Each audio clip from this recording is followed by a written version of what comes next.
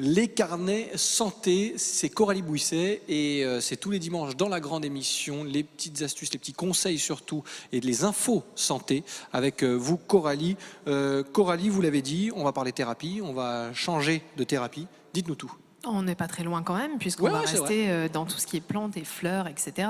Huiles essentielles aussi. Et on va parler d'aromathérapie et donc d'huiles essentielles, puisqu'effectivement, l'aromathérapie, c'est tout simplement l'utilisation de ces huiles essentielles par différents biais. Donc on peut les ingérer, on peut les inhaler, ou on peut se masser ou se faire masser le corps aussi. Ça, c'est plutôt agréable. N'est-ce pas? Pour un dimanche, ça peut donner des idées. Et donc, tout ça, ça va partir tout simplement des plantes et des fleurs, puisque une huile essentielle, là on entre un peu dans la technique, c'est tout simplement un produit noble, le produit noble qui résulte de la distillation d'une plante aromatique. Donc une plante aromatique comme la lavande, la sauge, le thym, ça peut également être la distillation d'une fleur, d'une semence, d'un bois ou la sève d'un arbre. Donc effectivement, ça vient de ces produits-là. Alors on sait que les plantes ont toujours été utilisées dans la santé. À l'époque, on parlait de remèdes médicinaux. Aujourd'hui, on parle de médicaments tout simplement. Donc Rémi disait qu'il ne se servait pas trop des plantes, mais dans les médicaments, on a des plantes, donc de toute façon, il n'y coupe pas. À la base, tout est plante. Voilà, à la base, tout est plante, tout simplement. Finalement, elle était utile, cette intervention de Rémi Molinari. Effectivement, on peut rebondir dessus.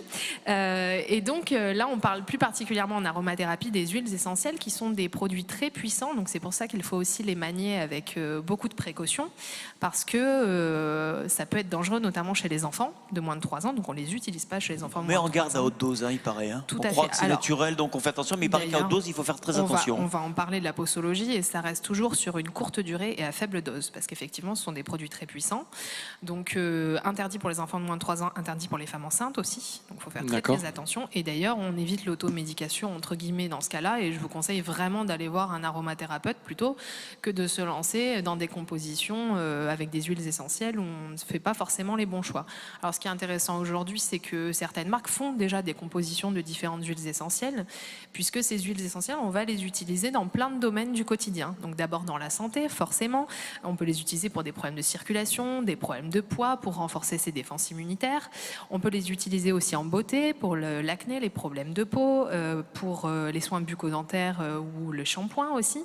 Et en usage domestique, si vous vous souvenez de la chronique qu'on avait fait sur le zéro déchet, on peut bien sûr les utiliser dans le cadre de la fabrication de sa propre lessive ou de son propre nettoyant ménager, tout simplement. Donc en santé, on peut les utiliser en synergie aussi, c'est intéressant de les mélanger. Mais attention, là on disait, le potentiel est très fort, donc c'est là qu'il faut faire très attention.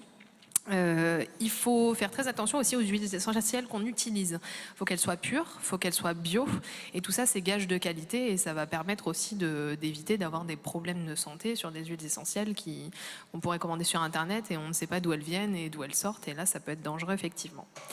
Un dernier point qui me semblait vraiment important à mentionner, parce qu'on parle beaucoup des médecines alternatives comme des choses un petit peu, voilà, on ne sait pas ce que c'est, on n'ose pas forcément se lancer, ça n'a pas forcément d'effet, etc.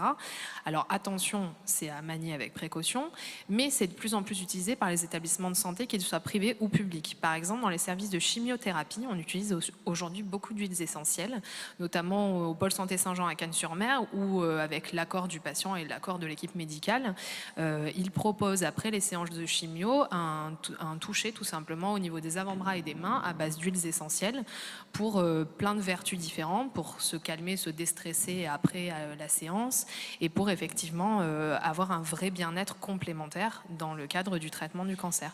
Donc on voit que finalement ces médecines alternatives sont parfois beaucoup décriées, mais sont de plus en plus utilisées, même dans les établissements de santé. Donc c'est une bonne chose, je pense. Et c'est une bonne réponse pour Rémi Molinari qui a fait une superbe intervention tout à l'heure, comme quoi, oui, ça peut marcher, et c'est même prouvé.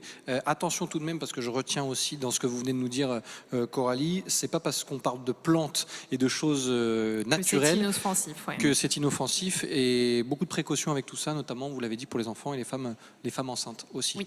Et qu'est-ce qui différencie essentiellement, par exemple, la prise les soins par aromathérapie ou des soins par des produits qui vont être prescrits par des médecins. Je prends un exemple, pour les maladies de peau, on peut utiliser l'aromathérapie, on peut utiliser des pommades à base de corticoïdes, hein, c'est ça? Quelle est la différence majeure en fait? Alors, la différence majeure, c'est vraiment le produit de la distillation qui est l'huile essentielle. Donc, il y a une accoutumance, alors je crois qu'il y a certains produits qui créent une accoutumance et d'autres non, c'est ça? Pas en huiles essentielles. Voilà, pas en huiles essentielles. Donc ça, c'est le vrai point positif. Oui, tout à fait. Voilà. Par contre, c'est très très puissant. Donc, il faut faire vraiment super attention. C'est-à-dire que vraiment, quand même vous faites votre lessive à la maison, 2 gouttes, ça suffit. Quand vous fabriquez votre propre huile de massage en mettant une huile neutre de base et que vous mettez votre huile essentielle, c'est vraiment 1 à 2 gouttes maximum. C'est très très puissant et il faut faire vraiment attention parce que ça a un vrai effet finalement. Le rôle de la Sécu là-dedans? Rien. Ça, c'est le point. Malheureusement. Ah oui, non, mais au moins, c'est un point essentiel. Là, pour le coup, c'est un point négatif. Là, pour le coup, c'est niette. Et effectivement, il n'y a pas de remboursement ni quoi que ce soit. Contrairement à certaines séances d'ostéopathie où là, on commence à tout doucement entrer, ou l'acupuncture. Mais ça restera toujours 2 ou 3 séances remboursées dans l'année et pas plus. Hein. Mais pour l'aromathérapie, non. Pas de chance. Eh bien, c'est noté. En tout cas, merci pour toutes ces informations, Avec plaisir. Coralie Bouisset, toutes les informations que vous retrouvez dans les divers numéros des carnets santé et également sur le site internet carnet santé, lescarnetssanté.fr. Ça s'affiche, c'est parfait, tout y est. Merci beaucoup. Merci à vous.